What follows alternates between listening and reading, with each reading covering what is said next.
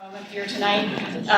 First, we have with us Jillian Gilchrist. She's the Director of Health Professional Outreach at the Connecticut Coalition Against Domestic Violence, and she is Chair of the Connecticut Trafficking in Persons Council, which is a statewide council comprised of state agencies, nonprofits, and service providers to study human trafficking in this state. And next, we are so pleased to have Joette Katz, who is the Commissioner of the State Department of Children and Families and a former justice on the Connecticut State Supreme Court.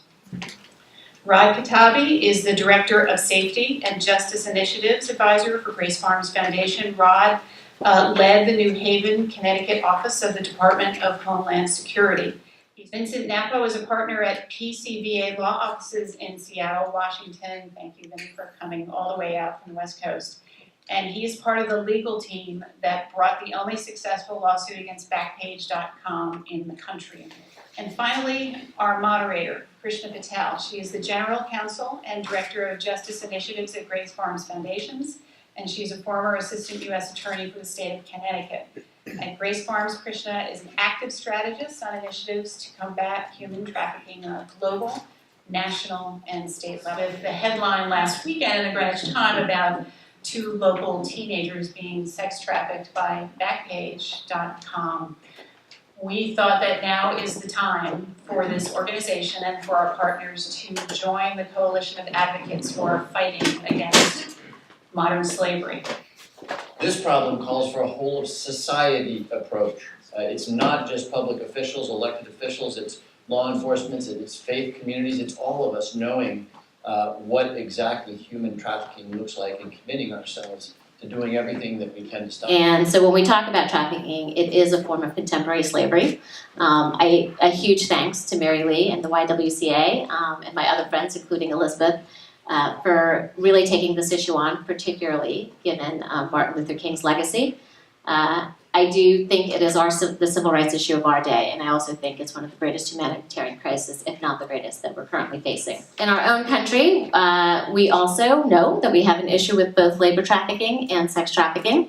Backpage is definitely, I think, gives you a very clear story of what minor sex trafficking in our country can look like. And ask Commissioner Katz, Joette, just to give the statistics for Connecticut. So in 2016 alone, we had 202 unique clients identified and served. Of those, 184 were female. And the interesting thing is, you might think that they were all runaways, they were all living in shelters or group homes. That is not true. Of the 202, 118 were living with parents or guardians. We have 6 regions at DCF, and region number 1, which is Bridgeport, Norwalk, Stamford, had the highest number of girls being sex trafficked. 49 out of the 202 came from region 1, this region, where we're living today. In terms of understanding the difference between prostitution and trafficking, just that training alone for law enforcement. Can you just explain that? Because I think the lexicon is so important. Yes. You all know prostitution has been around forever. However, the traffic victims is, in the old days we couldn't make a distinction between a prostitute and somebody who's trafficked, somebody who's prostituted against her will, who was forced, coerced to do this. And also, when we have minors and how we deal with minors, you all know that minors cannot consent. Okay. And they automatic traffic, even they're willing to. So we're trying to understand, and that's what I'm saying, between the difference in prostitution and traffic, understand that this person, even though she's prostituting herself and she's being trafficked against her will, you have to understand that she is a victim, that she's not guilty of that, that crime.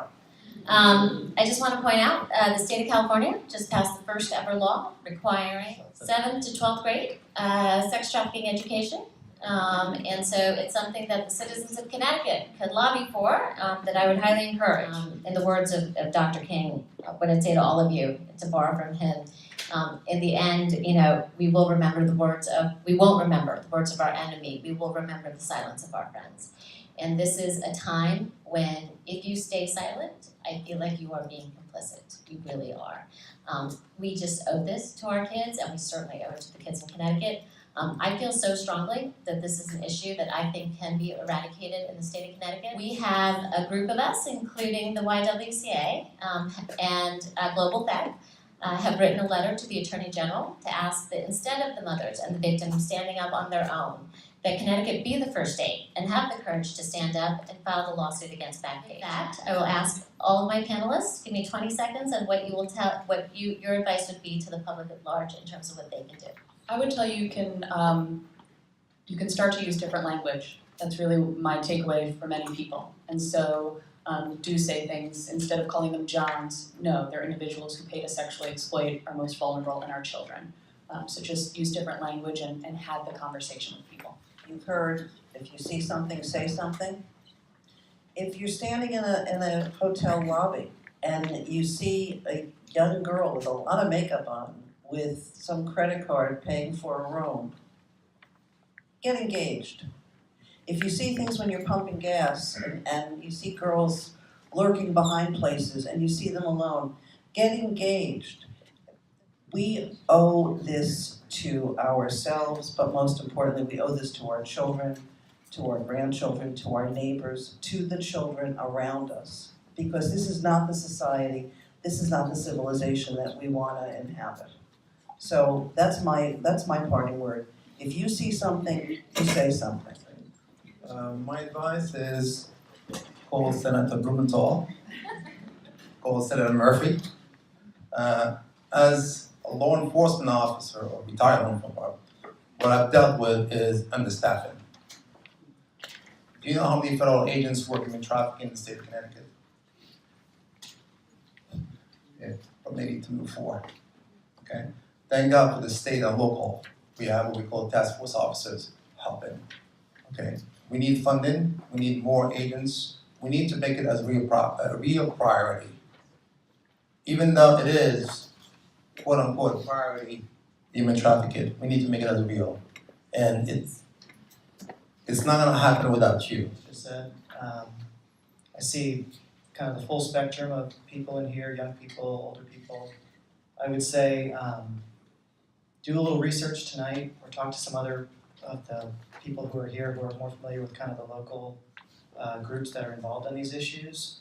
But don't think for a second that they don't need your help and that you can't somehow get involved on the ground and tangibly be a part of this movement and a part of really affecting change.